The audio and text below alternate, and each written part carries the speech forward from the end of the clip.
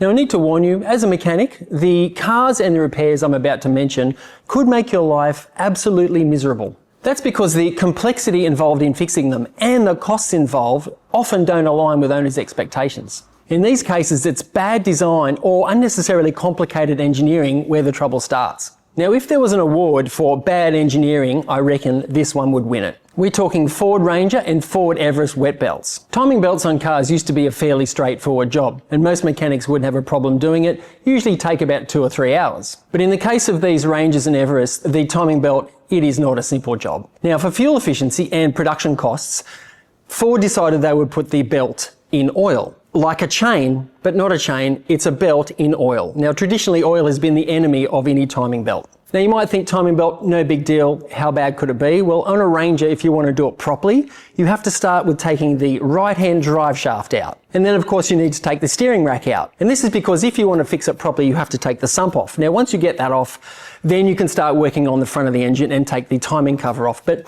one of the problems here is the sump and the timing cover.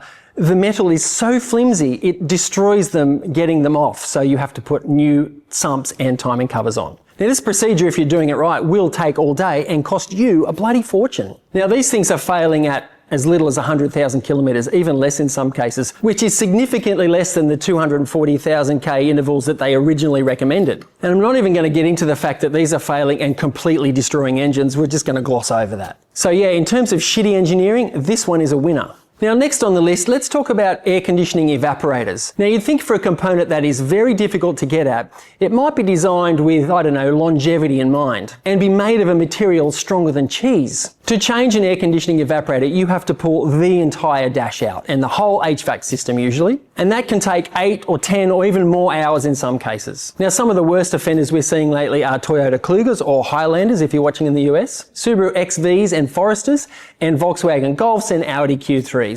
Now, this is an evaporator out of a Audi Q3. Looks a bit like a radiator. These fail pretty often. Now, interestingly, the non-genuine one we replaced this with was about $1,000 cheaper than the genuine part. Some might say the genuine one might be better, but it's not. They're terrible. For $1,000, I'll take a punt on the non-genuine one, thanks. Now, on the topic of getting aftermarket parts, you've got to check out Automotive Superstore. They carry literally hundreds of thousands of parts and accessories. And to check them out, simply scan the QR code or check out the link below. Now, I'm going to talk about clogged up inlets on diesels now. Thanks to modern emissions rules, there is a lot of crap on your diesel engines that really isn't that good for it. Like EGR systems, for example, they are the bane of the modern diesel's existence. The EGR system exists for a few reasons. One is emissions and the other is volumetric efficiency, but that's science and I'm not going to get into that. Just Google it. Now, the problem here, because it's recycling combustion gases, all the oil and black sludgy carbony crap just builds up all through the intake manifold and everything intake related basically, and just clogs it up. And sooner or later, it robs you of horsepower and ironically actually makes your emissions worse. And sooner or later, you just have to clean it out. It's time consuming, it's bloody messy and expensive if done right. And mechanics bloody hate it. Look, all modern day diesels are actually guilty of this, but the worst offenders we've seen recently are the V6 TDI in the Volkswagen and Audis, and also Mazda 6 diesels. Now, I'm going to stick with diesels for a second. Now, another common problem we see is failed seals on the bottom of injectors. Basically, what's happening here is the copper washer on the bottom of the injector fails, and it just leaks combustion gases up past the injector, which is no big deal. You can usually get the injector out in 5 or 10 minutes. But if it's been leaking for a while, all that black carbon and crap turns into what we call the Black Death, and it literally glues that injector inside the cylinder head. And you just can't get the thing out. There's a bunch of slide hammers and pneumatic tools to help get that injector out. Sometimes it takes hours and hours and quite often actually destroys the injector in the process. And in some extreme cases, you need to take the cylinder head off. And again, that costs you thousands. They could have designed it better. They could have more room around the injector so it didn't glue itself in there. They could have also engineered it with better seals on the bottom. Now, some of the worst offenders for this, bloody Mercedes diesels. And in particular, the Mercedes Vito. Now, the back few injectors you can't get at because it goes in under the cowling. So if you have an injector there that is stuck in the back of this engine, you are taking that engine out. And for the sake of what is a $3 washer, that's going to cost you thousands. Now remember the good old days when cars had dipsticks, to check the oil? You might be surprised to learn that a lot of cars nowadays don't have dipsticks. Instead, they have oil level sensors built into the sump. Now manufacturers might tell you that's to increase the accuracy of oil levels and to reduce potential leak points, but that is bullshit.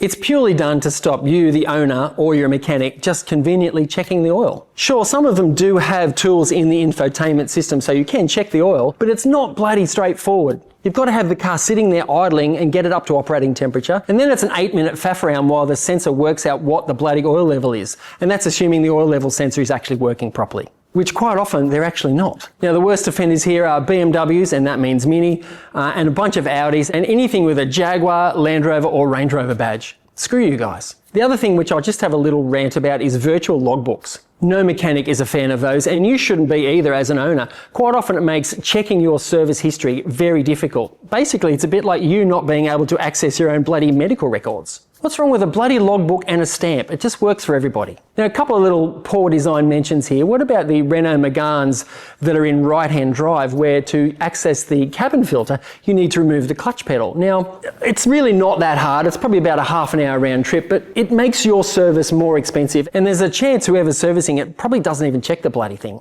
Or another little one which really grinds my gears is when a manufacturer puts the engine oil sump plug directly over a cross member. So when you take it out, it just sprays engine oil everywhere, all over you, all over the ground. It's just a bloody horrible mess. And I'm looking right at you, Volkswagen Amarok. Now, what about the anti-consumer engineering where they make a part that really should be repairable that actually isn't? Like, for example, the PCV valve in a lot of BMW and Mini engines. Look, back in the day, you could just undo the valve, put a new one in, it would take you 20 minutes or whatever, piece of cake. But these are designed where the PCV valve is integrated into the valve cover. Now, it's not just a simple case of taking the valve cover off, you've got to take all the fuel lines, you've got to take injectors out, and it takes a couple of hours if you're really doing it properly. Just to replace a PCV valve that should have been replaceable in situ for a few bucks, this costs you hundreds and hundreds of dollars.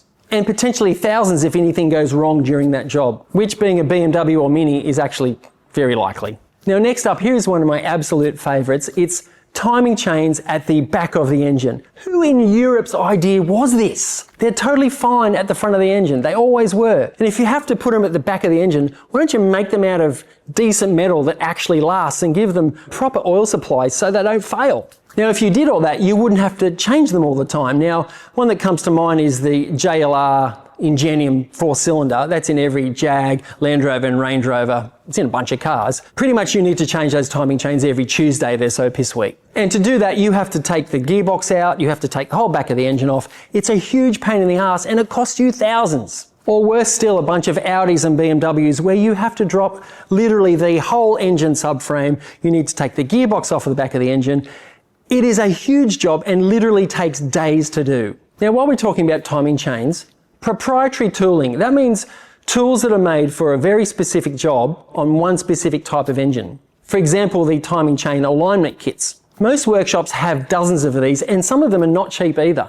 Now, I'm not complaining about buying tools. I'm a high-functioning tool-buying addict, but I've got it under control. It's okay. It would be better if they just did it like they used to, where you didn't need specialist tooling for every single engine. That would save hours of work and ultimately save you thousands of dollars. And which cars are the worst offenders here? Look, pretty much all modern cars, all manufacturers are guilty of this. Now, this next one isn't any particular manufacturer's fault, and it could also be partly your fault. If you're the type of person that likes to accessorize your four-wheel drive, and you take that four-wheel drive off-road, and by the way, props to you, that's exactly what you should be doing, you may have fitted some underbody protection. Now, if you're getting your car serviced, it's likely that that underbody protection is a bit bent out of shape. It's highly likely that the bolts are stripped from the salt water and mud and crap. And ultimately, getting that off to gain access to where you've got to go takes considerable time and costs you money. The answer here is when you're designing and manufacturing these, just put in a small section you can remove to access the drain plug and the oil filter. It's really not that difficult. And it might even just cost a little bit more, which is okay because a lot of people buying these accessories just like to buy the more expensive ones just so they can have a subtle flex. So as a manufacturer, you might even make more money out of it. And the mechanics will thank you. Now at the opposite end of the four-wheel drive spectrum, let's talk about luxury cars. Now it's wonderful that modern luxury cars have all the bells and whistles and all the tech. Now electrically speaking, when something inevitably goes wrong, the wiring harnesses in these modern luxury cars are incredibly complex. Diagnosing and fixing a problem can be incredibly complicated and can take all of the hours, days and days in fact. Recently, I was talking to a Mercedes-Benz tech where they had an issue with the wiring harness. They couldn't pinpoint where the problem was exactly, so they had to put a whole new wiring harness through the car. It literally cost tens and tens of thousands of dollars and took days and days. And if that's not warranty and you're footing the bill, God help you.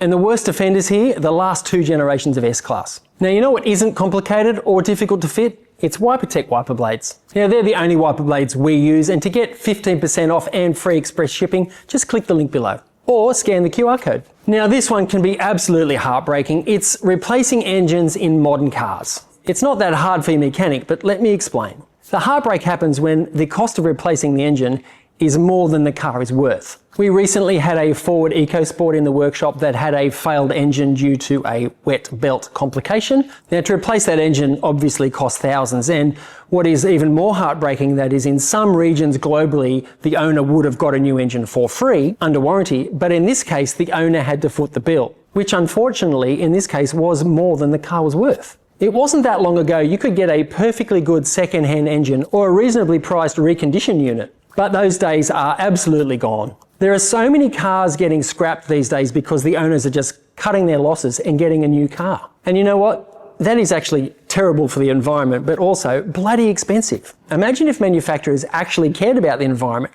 or better still, cared about the people buying their cars. They could design these cars with just a little bit of clever engineering so they didn't break, or when they did break, you could fix them. But unfortunately, they cheap out on design and engineering, and those days are over.